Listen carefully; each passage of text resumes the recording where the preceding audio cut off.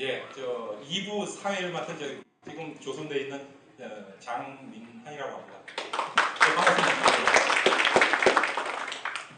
저기 미학교에서 이제 연락 의뢰가 왔더라고요. 2부 사회를 좀 봐달라. 그래서 저는 내심 그렇게 생각했습니다. 잘 안 나오니까 한번 사회를 보게 하면 오지 않을까, 그런 생각으로 의뢰를 하지 않았냐고 생각했는데 와서 오늘 들어보니까 그게 아니라 미학을 한 20년 가르쳤는데 한번 자기 반성을 좀 한번 해봐라, 이런 의도로 이렇게 사회를 맡기지 않았나 그런 생각이 들었습니다.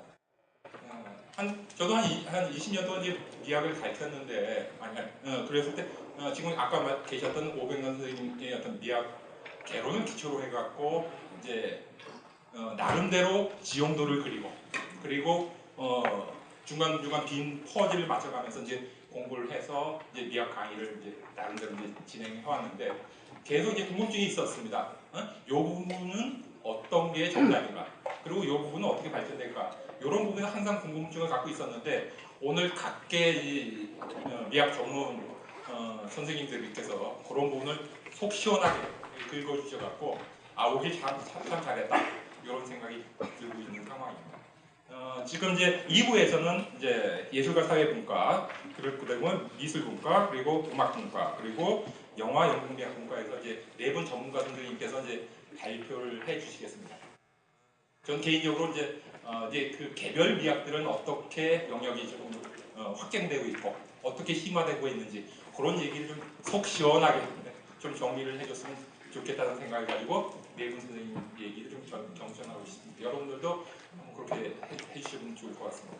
첫 번째로 예술과 사회분과의 정성철 선생님께서 미학의 근본 문제로서의 예술과 사회 이 부분을 이제 발표를 해주시겠습니다. 지금 아시겠지만 시간이 좀 촉박하니까 20분 좀 시간 지켜주시면 좋겠습니다. 큰 박수 부탁드립니다.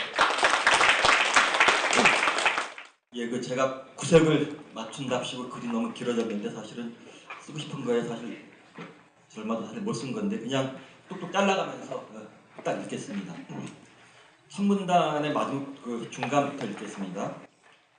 예술과 사회의 관계는 미학이 제기하고 답변해야 할 가장 기본적인 물음이다. 가장 기본적인 물음이란 다른 물음들을 배제하지는 않지만 자신이 최종 신급임을 자임하면서 다른 물음들을 계기적 또는 부분적 물음들로 제한하고 구사하는 물음이라는 것이다. 물론 미학은 예술 현상만을 대상으로 하지 않기에 이 규정은 과장이다. 그러나 미학의 다른 연구 대상들의 예술에 의해 지향되거나 사회와 더 통합되는 성격 때문에 이 과장은 불가피하다. 예술과 사회는 예술과 사회의 관계에 의한 물음과 답변의 기본적 정체성을 규지하는 특정한 학문적 전통, 즉 문제틀을 가리키기도 한다. 이 문제틀은 흔히 비판 이론이라 불리는데 처음에는 프랑크푸르트 학파의 학술적 적응만을 가리켰던 이 명칭은 최근 들어서 사회적 사실로서의 억압, 착취, 지배, 차별을 문제 삼는 모든 사회 비판적이고 해방 투구적인 학술 작업을 도로 가리키는 명칭이 될 김새를 보여주고 있다. 이 글은 비판 이론에 아마도 마르크스와 아도르노 사이의 어느 한 입장에서 예술과 사회의 관계에 대한 물음이 어떤 계기적 물음들로 구성되어 있는지, 그 물음들이 제기되고 그 물음들에 대한 답변이 행해져온 방식을 채색한 비판적 문제의식이 무엇이었는지, 그 물음 중에서도 가장 기본적인 물음에 대한 답변들의 전개에 어떤 발전적 및 논쟁적 추세가 있는지를 간략히 확인하고 미학적 개정 논문들을 대상으로 해서 한국에서의 미학 연구가 미학 영역에서의 비판 이론의 관심사에 얼마나 부합하는지를 극기계각적으로 평가하고자 한다. 그 다음 쭉 한 페이지 거기다 건너뛰고요. 마지막 문단쯤에 예술과 사회의 문제들은 사회적 존재가 의식을 규정한다는 마르크스의 명제에서 출발한다고 한 줄을 읽겠습니다. 쭉 건너뛰고 두 번째 문단. 그 명제는 무엇보다도 먼저 인간은 이미 벌써 언제나 생산력과 생산관계라는 그것들의 결합 양상이 흔히 생산 양식이라 불리는 두 사회의 관계들 속에 던져져 있다는 것을 가리킨다. 여기서 무엇보다 먼저와 던져져 있다는 인간들 개개인들의 의식은 사회를 구성하는 관계들 중 가장 토대에 해당하는 것으로서의 생산 양식에 의해 전반적으로 규정된다는 것이다. 이 규정은 생산력에 의한 규정과 생산관계에 의한 규정으로 분석적으로 나누어 생각할 수 있다. 생산력의 발전은 그 자체로 인간과 자연 사이의 관계를 점점 덜 인 것으로 변형시키면서 불균등하게라도 사회적 개인들의 의식에 막대한 형성적 영향력을 끼친다. 기술적으로 더 발전된 생산수단이 노동자들과 자연 사이에 비치되면 될수록 그만큼 더 자연은 인간에게 덜 강압적인 것이 되고 그만큼 더 인간에게 지배되는 것이 된다. 이 덜 강압적인가 더 지배됨은 자연의 이미지들과 자연에 대한 태도들의 레퍼토리상의 상실과 추가를 이야기한다. 이를테면 상상 속에서 또한 상상에 의하여 자연력을 극복하고 지배하며 그것을 변화시켜가는 것으로서 신화는 사라지고 자연은 아름다운 것으로 나타나기 시작한다. 실로 생산력의 발전은 문명화된 인간을 다른 동물들이나 조야한 인간으로부터 구별지우는 주체성의 모든 요소들의 발전을 촉진한다. 건너뛰겠습니다. 생산력은 어떤 생산관계와 결합해 있느냐와 무관한 그것의 발전 수준 자체의 면에서만이 아니라 결합해 있는 생산관계에 의해 매개되는 그것의 성격 면에서도 의식의 형성적 영향을 끼친다. 자본주의 생산관계에서라면 사회의 물질적 재생산에 필요한 재화들과 용역들의 종류와 수량은 자본주의 생산관계의 확대 생산에 필요한 재화들과 용역들의 종류와 수량이어야 한다. 따라서 구매력이 뒷받침되어 있지 않은 수요를 가리키거나 이윤을 낼 수 있을 것 같지 않은 재화들과 용역들은 사회의 모든 개인들의 인간다운 삶의 필수적이라 하더라도 생산하지 않으며 끊임없이 새로운 상품들을 무반성적으로 쏟아낸다. 이 새로운 상품들에는 전통적으로 돈으로 살 수 없는 것들로 인식되어 왔던 것들이 흔히 들어간다. 어떤 자본가도 먼저 멈출 수 없는 이윤특득 경쟁을 포함해 자본가들의 전반적인 사업가적 태도는 노동의 인간적 형태를 돌보지 않는 경향이 있는 생산력 발전을 가속화하고 안정적인 자기 보존을 보장하지 않는 자본주의 생산관계의 근본적 불안정성과 결합해서 사회구성원들 일반의 행위 모델이 된다. 즉 사물들 및 타인들과 그들 각각의 고유한 사용가치나 개별성의 즉해서 관계 맺기보다는 그들의 소유물이나 수단이나 그 가치가 양적으로 분명히 확인될 수 있어야 하는 것으로 대하는 태도가 만연하게 된다. 건너뛰겠습니다. 생산관계가 의식의 행사하는 형성의 영향력을 무엇보다도 생산관계가 기급관계이고 따라서 지배관계일 경우 사회성원들 대다수가 그 지배관계를 오인하거나 묵인하기 쉽게 된다는 것이다. 사회성원들은 경찰, 군대, 사법 같은 개개인의 행동을 적극적으로 관리 및 통제하는 국가장치들 앞에 강압적으로 호출되면서 지배관계를 묵인하는 태도를 갖게 되고 학교, 교회, 가정, 노동조합, 언론매체, 예술작품 등 지배관계를 은폐하는 느낌, 믿음, 생각, 암 등의 이데올로기를 생산하고 전파하는 장치들에 일상적으로 노출되고 그 장치들에 준비되어 있는 이데올로기 실천들에 습관적으로 참여하면서 지배관계를 우겨나게 된다. 건너뛰겠습니까? 그러나 이데올로기의 작동은 성공이 보장되어 있는 것이 아니다. 이데올로기가 생산되고 유포될 필요가 있다는 사실 자체가 사회의 진실이 어느 정도는 이미 언제나 벌써 사회성원들 일부에게라도 노출되고 있다는 사실을 가리킨다. 이데올로기의 생산과 유포는 더 이상의 노출을 차단하기 위해서 기왕의 노출을 공박하기 위해서 요구된다. 지배관계는 실제의 칭의이고 지배관계라는 바로 그 이유로 고통과 저항을 유발하는 칭의이다. 완전히 은폐될 수 있는 실제성의 최소한의 의미인 자신을 현상화하거나 최소한 어렴풋하게 느껴지기라도 할 수 있는 인과적 효력을 완전히 부정당한 실제는 고통과 저항을 유발하지 않는 지배는 넌센스이다. 사회를 구성하는 최종적이지 않은 힘급들 또는 상부 구조의 상대적 자율성이나 계급투쟁이나 생산관계의 일차성에 대한 모든 얘기들은 바로 이 사실, 즉 지배와 저항은 찰싹 붙어있으며 적어도 자본주의 사회에서라면 지배를 용이하게 하기 위한 조건들은 저항을 용이하게 하기 위한 조건들이기도 하는 사실을 가리킨다. 3대로 넘어가겠습니다. 예술과 사회의 문제들에서 사회는 언제나 특정한 형태의 사회이며 예술은 특정한 형태의 사회 속에서 생산되고 수용되는 것이다. 여기서 이 특정한 형태는 공시성과 통치성 양면 모두에서 이해되어야 한다. 즉 특정한 사회 형태는 특정 생산관계가 토대적인 사회관계인 사회인 동시에 생산력의 발전 수준 및 사회관계들의 전개의 특정한 역사적 시점에 있는 사회이다. 쭉 건너뛰고 이러한 의미의 특정한 형태의 사회 속에서 예술 자신도 예술가, 예술작품 자체의 수용자라는 세 계기로 구성되어 있는 하나의 사회관계 또는 작은 사회로 존재한다. 동시대의 자유자본 민주주의 사회에서 이 작은 사회는 예술계라는 다른 사회관계들로부터 상대적으로 자율적인 사회관계라는 형태를 취하고 있다. 그 세 계기 모두의 예술계를 매개로 해서 또는 직접적으로 사회 형태의 특성성이 각인되어 있다. 예술가의 사회적 성격, 예술가의 사회적 성격 우선 예술가도 사회적 존재라는 것, 즉 어떤 계급, 어떤 민족, 어떤 성 및 성적 정양, 어떤 인종 등등에 속한다는 사실을 가리킨다. 인종이 무슨 이게 사회적 존재냐? 사실 인종이라고 하는 게 사회 문화적으로 구성된 거라는 얘기가 요즘 다들 일반적으로 인정되는 그런 얘기 중 하나죠. 계급은 명확히 제도화되어 있는 사회관계로서 형상상의 위치이고 그 위치에 따라 지배하느냐, 지배받느냐, 상대적으로 자율적이냐가 결정된다. 이 계급적 형상관계가 의식에 끼치는 형성적 영향력은 앞서서 이미 기술했다. 반면 다양한 정체성 집단들은 명확히 제도화되어 있는 사회관계상의 상대적 위치들이 아니다. 그 집단들의 성원들은 지배적 사회적 의식에 의해 각 집단의 정체성이 부과되는 다양한 정도와 내용의 인정과 기대를 대면하게 되고 다소간 그 인정과 기대를 내면화한다. 인정의 정도와 기대의 내용 및 그것들이 각 정체성 집단들 성원들의 사회적 지위 또는 처지에 끼치는 인과적 효력에 대한 사회학적 연구는 그 정체성 집단들이 차별, 주변화, 무시를 겪고 있음을 보여준다. 그 지배적 사회적 의식은 이데올로기적 사회적 의식인 것이다. 물론 내면화는 이 억압의 자각을 방해할 수는 있어도 봉쇄할 수는 없다. 미술가들이 흔히 얘기되는 대로 보통 사람들보다 더 민감한 감수성과 예민한 자의식을 갖추고 있다면 이 억압은 반드시 의식화의 방식으로 아니더라도 어느 정도는 미술가들의 작업에서 주저앉을 수밖에 없다. 이제 건너뛰겠습니다.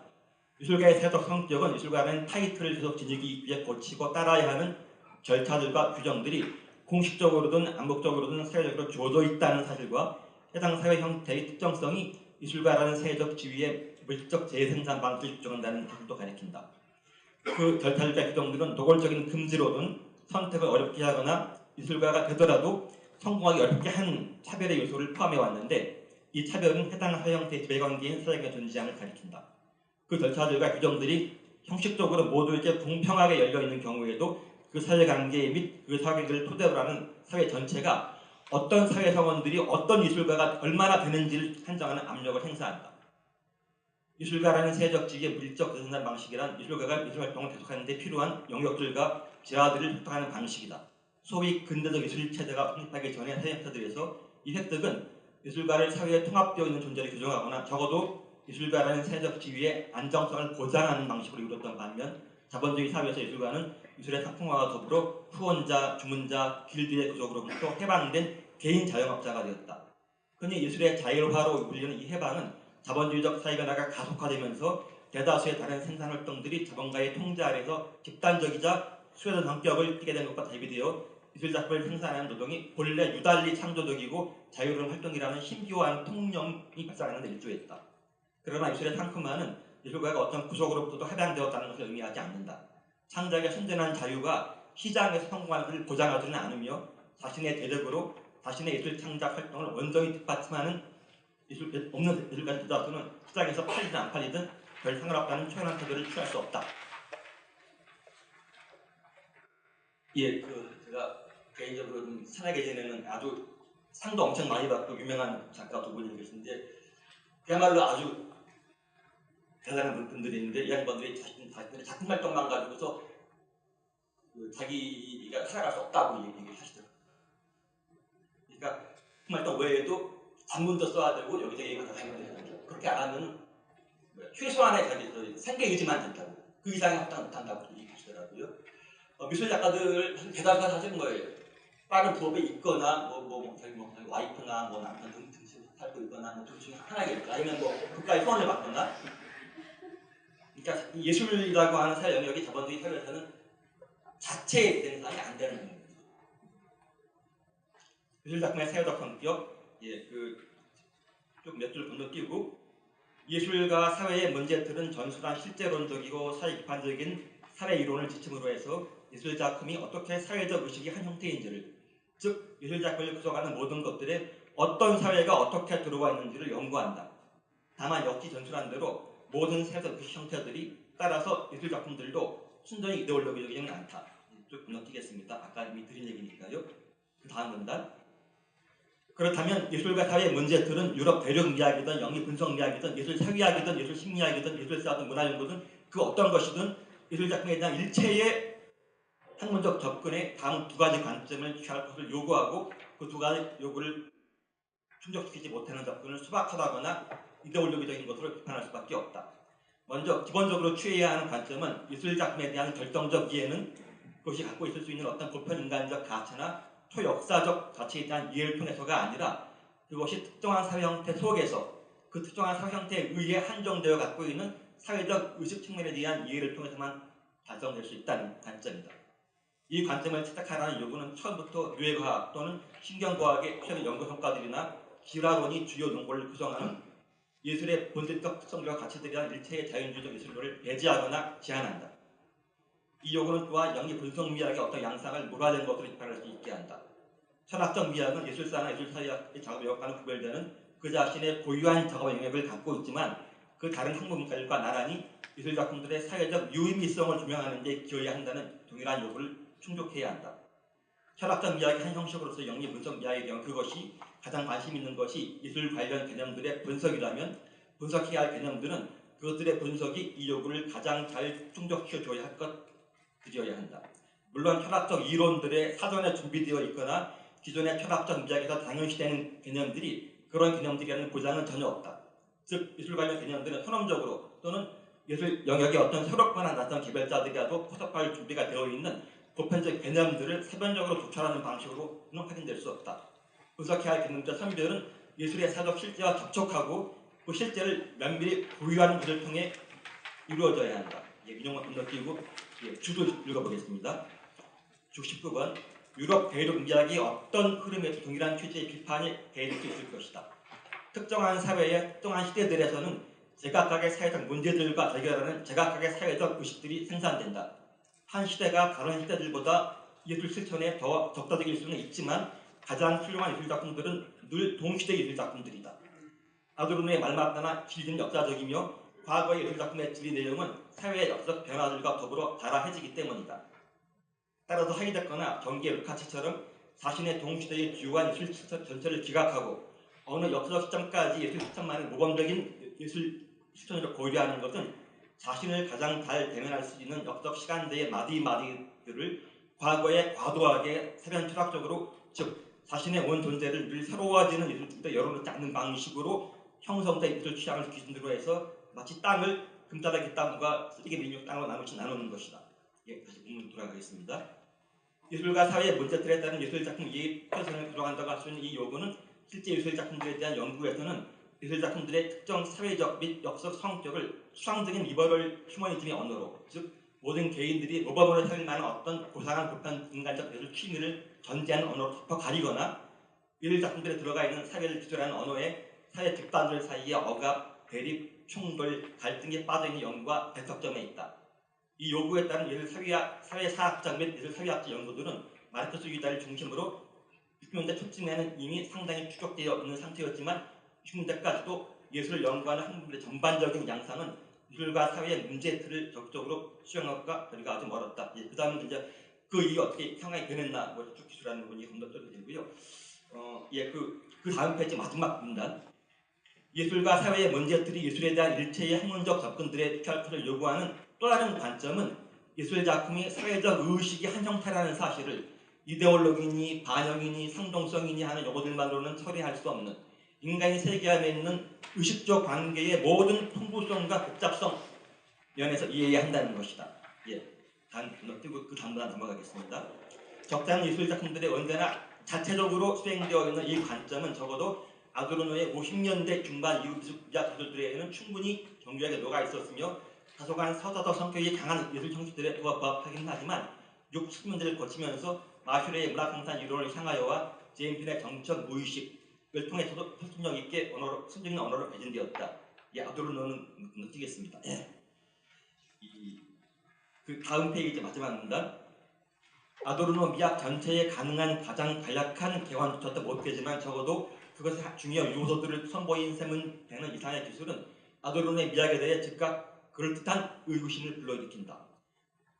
작품이라는 관념을 라이팅, 텍스트성, 수사, 담론, 재현 등의 개념들로 대체하는 포스트구조주의와 문화연구가 인문학 담론들 전체의 그림자를 들여온 지난 3, 40년을 놓고 보면 특히나 그렇다.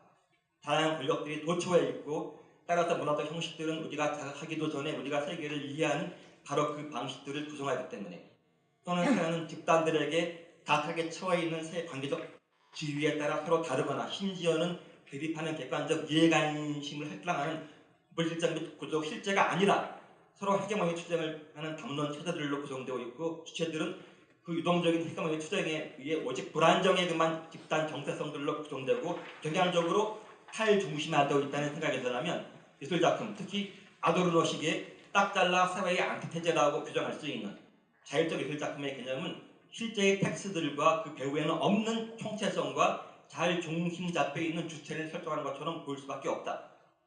안티를 해야 하는 하나의 총적 사회라는 것도 없고 고전적이거나 유기적인 통일성의 방식은 아니더라도 사회의 안티테제가 되는데 분명하게 성공했다는 의미에서 하나의 명료한 정체성을 갖는 탁월한 예술작품이라는 것도 없다는 것이다. 예, 그 다음 좀 건너뛰고 아도르노의 미학은 동시대 예술작품들이 열려있고 심지어는 그것들 중 일부를 높이 평가하는 작업과 일체라는 의미에서 사변적이지 않지만 흔히 저열하다고 평가받는 것들을 포함해 가능한 다양하고 수다한 예술작품들의 사회적으로 유의미한 따라서 예술에 대한 모든 학문적 접근들이 관심 가져야 하는 성격을 해석할 수 있는 열대를 적용할 수 없을 정도로는 충분히 규범적 또는 선별적이다. 아도르노는 이데올로기를 완전히 이겨낸 예술작품이 존재할 수 있는 것처럼 말한다. 아도르노 미학의 이러한 한계 또는 맹점은 적어도 서사적 성격이 강한 예술 정식들에 대한 연구에서는 피에르 마슈레와 프레드리크 제임슨에 의해 극복되었다. 아도르노 미학과 대조해볼 때 마슈레와 제임슨의 작업의 특장점은 예술작품을 통일되어 있고 일관된 것으로 다루는 것을 이데올로기적 이상화로 볼 수 있는 관점을 열었다는 것이다.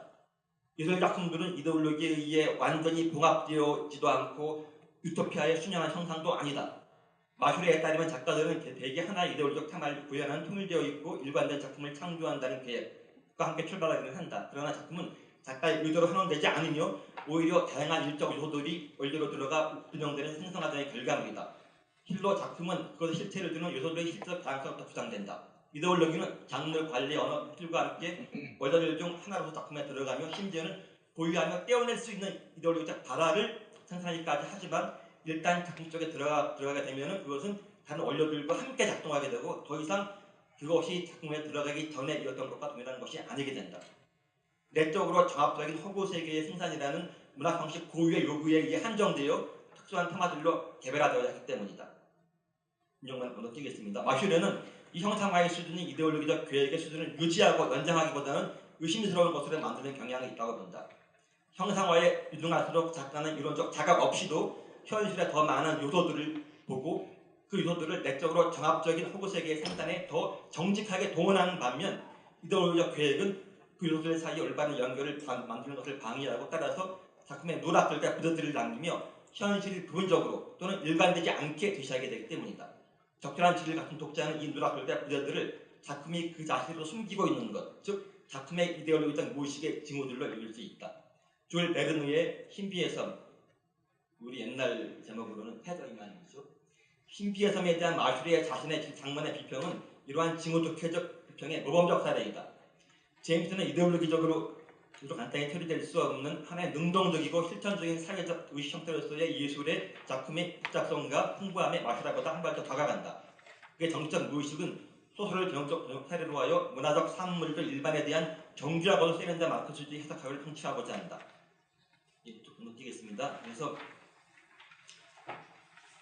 제임스는 마르크스주의 해석학을 성취하는 과제를 마르크스주의의 가장 기본적 강령은 항상 역사화하라는 요구에 입각해서 이전의 마르크스주의 해석학들 및 다른 해석학들을 비판하고 그 해석학들에서 그 요구에 일치하게끔 개선될 수 있는 요소들을 구제하는 방식으로 추진한다.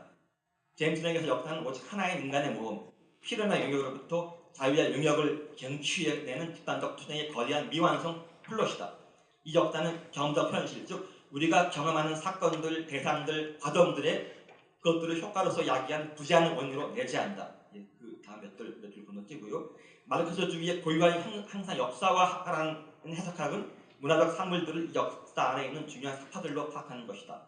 제임스에 따르면 해석한다는 것은 그 무엇인가를 있는 그대로 읽지 않고 어떤 보다 깊고 근저에 있고 더 근본적인 숨겨져 있는 것의 알레고리로 다시 쓰는 것이다. 즉 해석은 자신의 대상을 억압되고 묻혀있는 실제가 그 표면 위로 복원되어야 할 텍스트로 취급한다. 따라서 해석은 그 실제가 무엇인지에 대한 이론, 그 실제가 어떻게 그리고 왜 억압되고 묻혀있는지에 대한 이론, 그 실제를 표면 위로 복원할 수 있는 방법에 대한 이론으로 해석학을 요구한다. 제임슨의 마르크스주의 해석학의 경우 그 실제는 전술한 의미에서 역사이다. 제임슨의 마르크스주의 내러티브 해석학의 결정적 기여는 문화적 산물들에서 그 역사가 억압되고 묻혀있는 이유와 양상에 대한 제임슨의 해명이 예술 작품을 이데올로기에 의해 역사가 봉쇄되어 있거나 이데올로기가 스스로 해체되어 있는 모습으로만이 아니라 이데올로기적 봉쇄와 유토피아적 충동이 복잡하게 얽혀있는 모습으로도 읽어낼 수 있는 작품들을 열어준다는 것이다. 제임스는 자주 마르크스주의 해석학의 작동을 문화적 사물들이 사회적으로 상징적인 행위들임을 드러내는 것으로 기술하는데, 사회적으로 상징적이라는 것은 문화적 사물들이 그렇게 이데올로기적 봉쇄의 요소와 유토피아적 충동의 요소를 동시에 지니고 있으며 그렇지 않은 것은 불가능하다는 점을 가리킨다. 그 내용을 읽어보겠습니다. 우리의 목표는 모더니즘이 10세기 후반기 사회적 삶의 물화 현상의 단순한 반영이 아니라 그 물화에 대한 반항이자 일상적 삶의 층위에서 점증하는 비인간에 대한 총체적인 유토피아적 보상을 내포하는 상징적 행위임을 보여주는 것이다. 그러나 이를 위해 문학 작품 내의 언어적 실천과 환경 세계 내에서 겪는 아노미, 표준화, 합리화하는 탈신성화 사이의 연속성을 확립해야 한다. 그렇게 함으로써 후자는 일정한 상황, 딜레마, 모순 또는 하버 테스트로 파악되며 문학 작품 내의 언어적 실천은 그에 대한 상징적 해결 또는 해답으로 나타난다. 사회적 모순들의 상징적 해결은 그 모순들에 따라서 역사의 이데올로기적 봉쇄지만 그것은 은밀하게 유토피아적 충동과 얽혀있다. 우선 모순들로서 정확히 인지되지 못하도록 모순들을 다양한 방식들로 은폐하는 것을 통해 모순들을 억압하는 한 그 상징적 해결은 이데올로기적이다.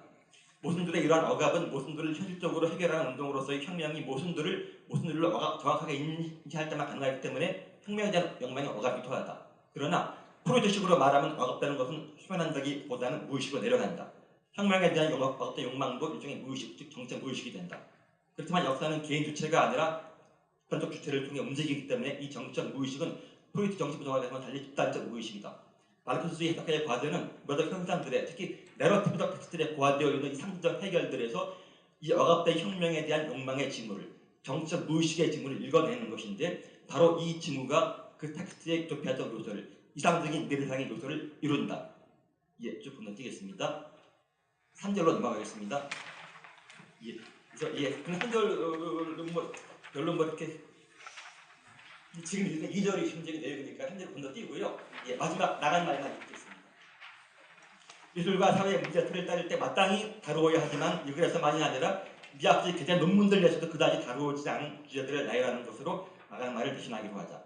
지난 30년 동안 예술과 사회의 관계를 해명하는 학술적 담론에서 가장 유행한 것처럼 보이는 것은 신역사주의적 예술 연구와 문화론적 예술 연구였다. 이 둘이 발표자가 어떠다가 갖게 된 인상대로 상대주의나 주관주의로 기우는 경향과 예술을 문화로 해체하는 경향을 가지고 있다면 이 둘은 그래서 피력된 유물론적이고 실제론적일 뿐만 아니라 사회적 문제들과 대결하는 예술적 실천 고유의 흥분성과 부작동을 강조하는 문제들, 문화 연구가 아니라 미학을 필요하는 문제들과 양립할 수 없지만 이 둘은 예술과 사회의 관계를 예술의 실체로 간주하는 데다 명시적으로 비판적 또는 해방적 관심을 충족을 하고 있다. 미학계에는 이 둘을 연구하는 논문들이 각각 한 편씩 있지만 더 깊고 폭넓게 읽을 필요가 있다. 연구 방문들 사이에서가 아니라 학자들 사이에서라면 지난 3, 40년간 예술과 사회의 문제들에 완전히 부합하면서 베냐민 산업이라는 감탄반 비아냥반의 운동을 야기할 정도로 가장 많은 학도들을 펜으로 끌어모은 인물은 베냐민이었다.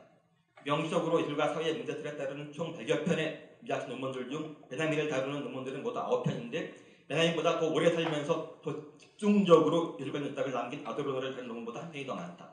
그러나 베냐민의 가장 많이 농구된 저작들의 동시대적 유의미성을 확인하거나 그 저작들에 피력된 진보적 예술 모델의 동시대, 즉 인터넷과 디지털 복제의 기술 시대의 동시대 버전의 생산에 분석하는 논문은 한 편 외에는 없으며 베냐민으로부터 큰 영향을 받았지만 베냐민을 다그치기도 했던 아도르노를 베냐민을 더 잘 이해하는 데 충분히 동원한 논문도 아예 없다. 최근 20여 년 사이 영화권 학자들 사이에서 본격적으로 주목을 받고 있고 그를 가두고 나섰던 소비 비평가들의 한계를 넘어섰다고 평가를 받는 아도르노의 경우 그의 미학 주도의 중심 개념들을 해명하는 논문들은 아직 실리지 않았다. 실로 아도르노 미학에 대해서는 다루어야 할 것들이 너무나 많이 남아있다.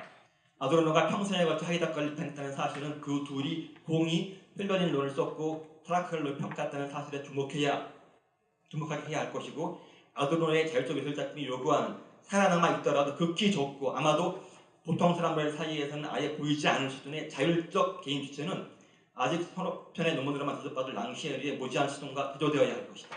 양자의 미학을 비교 연구하는 것은 충분히 흥미롭고 생산적일 것이다. 페미니즘과 드레주에 대해서라면 한쪽을 다루는 논문들은 놀라울 정도로 적고 다른 한쪽을 다룬 논문들은 노할 정도로 많다. 사회운동으로서든 학술활동으로서든 지난 반세기 동안에 주위 역사상 가장 거대한 흠인 것이 미학자들은 충분히 한 대접을 받지 못했다.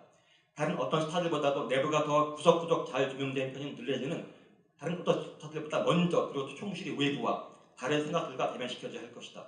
다행히 그런 논문이 이미 한 편 있기는 하다.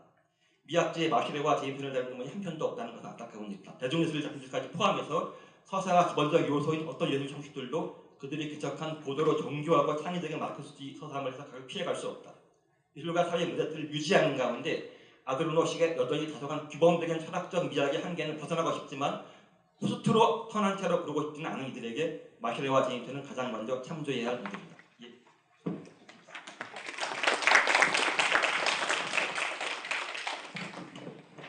예, 고맙습니다. 정성철 선생님께서 이제 예술 작품과 사회 관계에 관련된 다양한 담론들을 쭉 설명해 주시고 지금 현재 어떤 연구가 지금 진행되었다, 어디가 좀 더 연구가 돼야 된다 이런 식으로 이제 발표를 해주셨습니다. 감사합니다.